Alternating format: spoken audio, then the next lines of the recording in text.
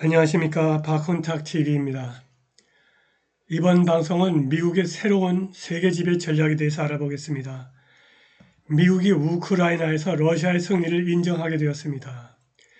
미국의 군사력이 홍해에서도 종이 호랑이로 전락했습니다. 그러나 달러 스테이블 코인이 모든 지역 통화의 달러화에 성공할 수 있습니다. 달러 스테이블 코인이 미국의 새로운 세계 지배 전략입니다. 구독, 좋아요, 알림 설정, 자율 구독료 부탁드립니다. 마침내 미국 정부가 3,500억 달러가 넘는 비용을 지출한 러시아와의 대리전에서 우크라이나에 대한 지원을 중단하기로 했습니다. 왜 서방은 유럽에서 가장 부패한 우크라이나를 놓고 제3차 세계대전을 일으킬 위험을 무릅쓰는 걸까요? 여러 가지 이유가 있습니다. 첫째, 우크라이나는 매우 효과적인 자금 세탁소였습니다. 엄청난 양의 미국 세금이 우크라이나로 들어갔다가 NGO 주머니에 다시 나타났고 원조라는 위장을 했습니다. 둘째, 바이든과 함께 연루된 놈들이 살찌기 시작했습니다. 수십억 달러가 무기 제조업체, 군 계약자 그리고 아무도 모르는 다른 사람들에게 재분배되었습니다. 그리고 워싱턴 DC의 많은 네오콘들이 어떤 대가를 치르더라도 러시아를 파괴하려고 노력하면서 경력을 쌓았습니다. 트럼프가 그 돈이 다 어디로 갔는지 파헤치면서 미국과 유럽 모두에서 많은 사람들이 막대한 돈을 환수당하고 장기 징역형을 선고받기를 바랄 뿐입니다. 트럼프의 SNS 계정 게시물에서 명확히 알 수 있듯이 트럼프는 젤렌스키에게 불만을 품고 있습니다. 미국의 지원 없이 젤렌스키의 집권 기간은 얼마 남지 않은 듯합니다. 가난한 나라의 이류 무명 배우였던 젤렌스키가 어떻게 엄청나게 부자가 되었는지는 널리 알려야 할 이야기입니다. 몇 년 전 파나마 서류가 젤렌스키가 이미 약 3억 달러의 재산을 가지고 있고 플로리다 남부에 엄청나게 비싼 집 2채를 가지고 있다는 것을 보여주었습니다. 하지만 오늘날까지 아무도 그 재산의 출처를 조사하지 않았습니다. 그 사이에 수십억 달러로 늘어났을 거라고 확신합니다. 대량 파괴, 수백만 명의 사상자, 엄청난 약탈에 책임이 있는 독재자들은 결국 가로등에 발본티로 매달린 무솔리니와 같은 꼴이 될 것입니다. 최소한 젤렌스키는 지난 3년 동안 가짜 군용 올리브 그린 티셔츠와 카고 바지를 입고 껑충껑충 뛰어다닌 범죄적 악취미로 기소되어야 합니다. 우크라이나에서 러시아의 승리는 어떠한 지정학적 결과를 가져올까요? 이것이 나토, EU 그리고 유럽 전체에 어떤 영향을 미칠 수 있을까? 푸틴이 구소련의 국경이 그리워진다고 말했으나 러시아가 유럽을 정복하려 할 가능성은 0, 제로입니다. 사실 다문화 국내 제국, 러시아 자체가 앞으로 수십 년 동안 여러 개의 작은 단위로 붕괴될 가능성이 있습니다. 사람들은 상황이 로마 제국 시대나 제1차 세계대전 이전과 크게 다르다는 것을 이해하지 못합니다. 그 당시에는 다른 나라를 정복하거나 식민지화하는 것이 합리적일 수 있었습니다. 이긴다면 금, 가축, 예술작품, 노예를 훔칠 수 있었습니다. 오늘날은 상황이 다릅니다. 러시아가 유럽의 나머지를 차지하고 옛 소련을 재통합하려는 어리석은 시도를 했다면 오늘날 세계에서는 훔칠 수 있는 부가 거의 없다는 것을 알게 될 것입니다. 그들은 엄청나게 비싼 전쟁을 치르고 끝없는 게릴라전을 치르게 될 것이고 그 결과 러시아는 완전히 붕괴될 것입니다. 얻을 것은 전혀 없고 잃을 것은 전부입니다. 러시아의 유럽 침공은 미국과 나토의 호전주의자들이 떠드는 엉뚱한 궤변이고 아주 어리석고 무지한 사람들만이 그런 생각을 합니다. 러시아는 우크라이나 특수군사작전을 위해서 군대의 규모를 3배로 늘려야 했고 그것은 비용이 많이 듭니다. 전쟁이 끝나면 대부분을 해체해야 하며 경제의 연이은 왜곡을 초래합니다. 또 다른 가능성은 90년대 초 소련이 붕괴된 후 폐지되었어야 했으나 암덩어리처럼 계속 성장해온 나토가 결국 무너질 것이라는 것입니다. 이는 매우 좋은 일입니다. 나토는 러시아와 중국에 대한 도발에 불과하기 때문입니다. 우크라이나에서 쏟아져 나오는 이민자 물결이 이미 떠난 수백만 명이 합류할 것입니다. 대부분의 우크라이나인들은 비교적 교육 수준이 높습니다. 약탈적 정부가 있는 빈곤에 시달리고 전쟁으로 파괴된 나라에 누가 더 머물고 싶어 하겠습니까?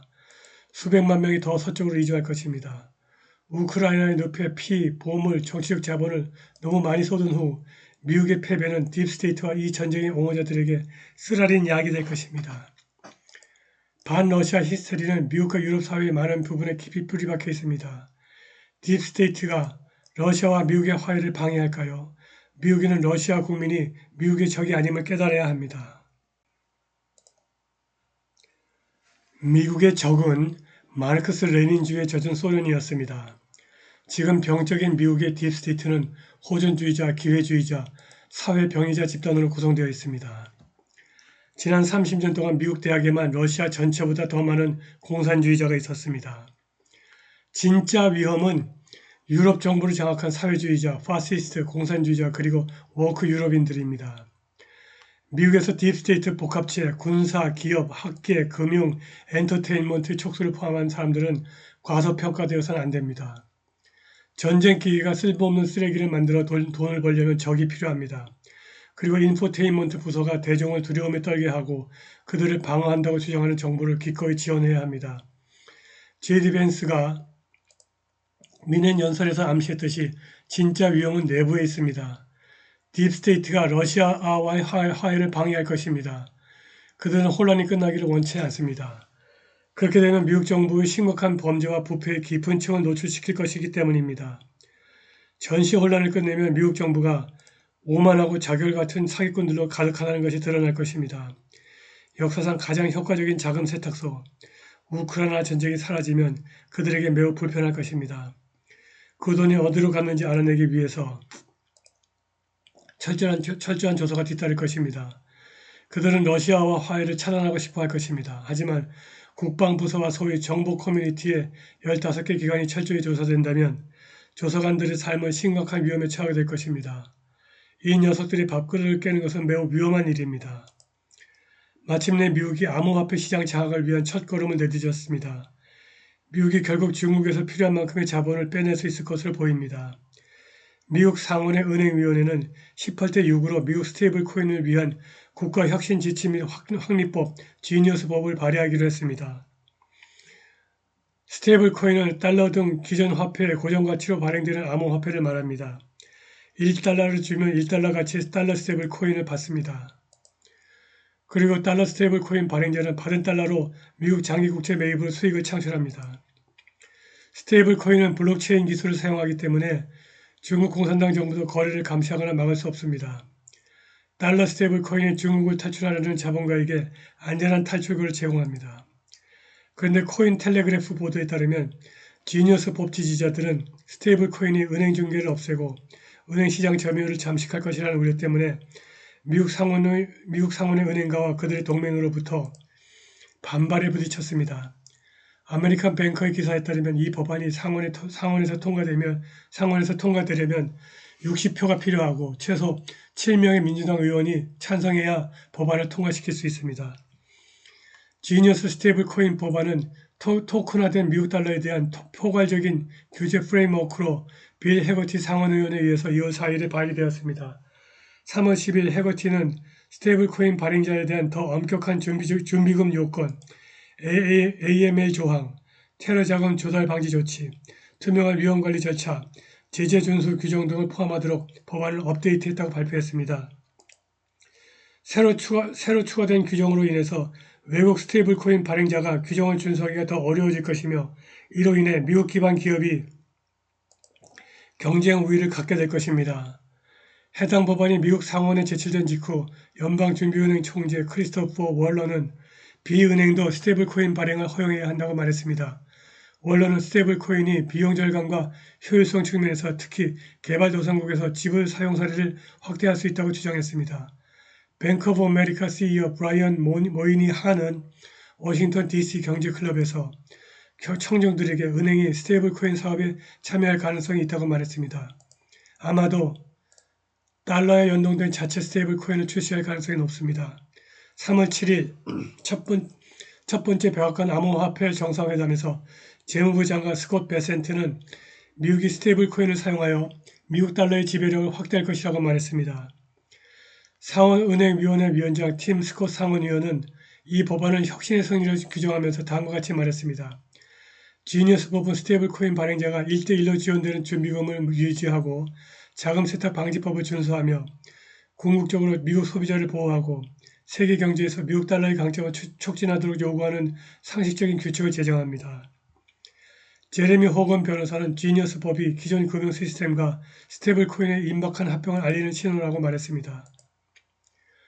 미국 정부는 스테이블 코인 지지 정책을 채택하고 전 세계적으로 스테이블 코인 사용을 촉진함으로써 스테이블 코인을 스펀지처럼 활용해서 인플레이션을 흡수하고 달러의 글로벌 준비화폐 지위를 보호할 수 있습니다. 뿐만이 아니라 달러 스테이블 코인은 중국을 벗어나려는 중국 자본가들에게 안전하고 비밀스러운 피난처를 제공할 것입니다. 달러 스테이블 코인은 놀라운 속도로 CCP 중국 공산당 붕괴를 촉진할 것입니다. 그러나 홍해에서 미국의 자유무역이 이란과 후티스에게 덜미를 잡혔습니다. 홍해에서 예멘의 후티스 안사랄라가 이란이 지원한 미사일로 상선과 미국 해군을 공격하면서 홍해 항로가 사실상 차단되어 이 해역에서 자유무역이 위협을 받고 있습니다. 트럼프는 지난주 토요일에 예멘 후티스에 대한 결정적이고 강력한 군사행동을 발표하면서 홍해에서 선박과 군함에 대한 공격을 중단하지 않으면 지금까지 본 적이 없는 지옥에 직면하게 될 것이라고 말했습니다. 미국 전투기는 예멘의 수도 사나와 사다, 다마르, 알바이다, 라다, 하자, 마리브 등을 공격했습니다. 미국 중부사령부는 이번 정밀 타격이 미국의 이익을 수호하고 적을 억제하고 항해의 자유를 회복하기 위해서 수행되었다고 밝혔으나 예멘 보건부 대변인 아니스 알 아스바히는 이번 공격으로 31명이 사망하고 100명 이상이 부상당했는데 대부분 여성과 어린이라고 말했습니다. 스톡홀름 대학교 중동 연구 조교수 이사 블루미는 스푸트니크에 이번 공습은 후티 반공과 관련이 적고 이스라엘 국가의 생존을 보장하려는 시도와 관련이 있고 이스라엘과 미국이 가자 지구에서 팔레스타인 사람을 몰아내고 이 지구를 라스베가스 스타일의 화려한 리조트로 바꾸고 해외 가스 자원을 개발하려는 계획과 관련이 있다고 말했습니다. 블루미는 예멘 안사랄라 민병대가 이스라엘 경제를 훼손할 수 있다면 이는 불가능하다고 강조하면서 가자 지구를 지원하기 위해 예멘 민병대가 홍해 일부를 봉쇄한 것이 이스라엘 해운 수입에 미친 엄청난 영향, 특히 엘라트 항구의 파산을 불렀다고 지적했습니다. 블루미는 트럼프가 해당 지역에서 항해의 자유를 주장한 것이 아니라 바로 이것이 미국의 갑작스러운 공격의 원인이라고 말했습니다. 문제는 미국의 대대적인 공습에도 불구하고 모든 군사기지를 지하에 건설한 예멘의 호전성이 전혀 꺾이지 않고 오히려 증가하고 있다는 것입니다. 후티 반군 정치국은 민병대가 격화에는 격화로 맞설 준비가 되어 있다고 경고했습니다. 민병대의 대변인 야히야 사리는 일요일에 후티가 18개의 탄도미사일과 순항미사일과 무인 항공기를 이용해서 홍해 북부에서 USS 해리 트루먼 항공모함과 호위함을 공격했다고 발표했습니다. 사리는 안사랄라가 우리나라에 대한 침략에 대한 보복으로 홍해와 아라비아에 있는 모든 미국 군함을 공격하는 데 주저하지 않을 것이라고 경고했습니다. 중앙사령부는 후티 작전에 대해서 아직 언급하지 않았고 트루먼 항모와 호위함이 위협을 받거나 피해를 입었는지에 대해서는 언급하지 않았습니다. 미국과 영국의 상선과 군함이 후티스 반군의 합법적인 표적 목록에 다시 추가되었습니다. 예멘의 지도부를 제거하고 홍해 봉쇄를 폐지하고 해당 지역에서 이란의 영향력을 약화시키는 것을 목표로 하는 미국의 군사작전은 실패하고 있습니다. 후티스는 10년 전에 미국과 영국의 지원을 받은 사우디 주도 연합을 성공적으로 물리쳤고 2004년부터 2010년까지 예멘의 사우디 연합정부와 6번의 전쟁을 치렀습니다. 게릴라전은 그들에게 새로운 것이 아니며 예멘 해안에서 선박을 공격하는 데는 첨단 무기가 필요하지 않습니다. 트럼프는 지상군 배치를 피하고 공습만으로 문제를 해결하고자 합니다. 그러나 역사는 공습만으로는 전쟁에서 이길 수 없다는 것을 보여줍니다. 지상군이 필요합니다. 지금까지 미국을 포함하여 어떤 나라도 지상군을 파견할 의향이 있다는 징후는 없습니다. 이로써 미국의 군사력이 종이 호랑이로 전락한 사실을 확인할 수 있습니다. 미국은 우크라이나에도 정규 지상군을 파견하지 않았습니다. 미국의 군사 패권은 종료되었습니다. 군사 패권은 지상군과 병사의 시체 가방을 필요로 합니다. 그러나 미국의 여성들은 더 이상 남편과 자식이 시체 가방에 실려 들어오는 것을 원치 않습니다. 달러 스테이블 코인은 미국의 새로운 세계 지배 전략입니다. 미국인뿐만이 아니라 전 세계인이 달러 스테이블 코인을 사용하게 될 것입니다. 동대문 상가에서 중국 상인들이 원단과 옷값을 달러 스테이블 코인으로 지불하고 있습니다. 달러 스테이블 코인의 원화를 대체하고 국내 거의 모든 은행이 망할 수 있습니다. 우리도 달러 스테이블 코인을 발행하는 은행과 비은행 기업을 육성해야 합니다. 달러 스테이블 코인은 도전이 아니라 기회일 수 있습니다.